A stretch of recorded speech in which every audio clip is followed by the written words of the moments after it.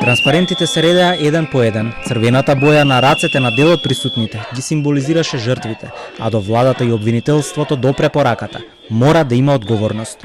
Скандалот со клиниката за онкологија и тргувањето со цитостатици е иницијална каписла за денешниот протест на граѓани, организирани на социјалните мрежи, а денес со подготвени перформанси. Пред владата на асфалтот со црвена боја беше напишано убијци, пред обвинителството соучесници. Тапаните и свирчињата беа дополнителен декор, а оние кои беа решени дека ќе дојдат, не ги поколева ниту дождот.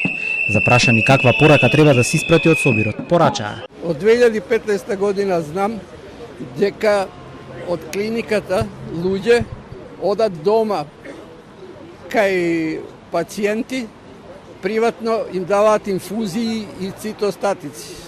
Здравството кој здравството е добро, луѓето што работат натаму, некои тие се лоши. Инаку здравството е докторите што се професионални, тие се доктори се работат. Ама околу што се мешуваат, што се случило во ова радиолошка клиника, да, некои има таму, тие се веќе криминалци. Поставки треба некој да понесе одговорност, ова за крижна одговорност, не само за пресконференции што држат или тие работи. Не само здравството, цела држава е тотален хаос. Треба системот да се среди. И тоа од деца, од градинка, да ги научат на емпатија и на чест. Ова е нечестна држава, ова е криминал. А јас сум лекар и се срамам што сум лекар.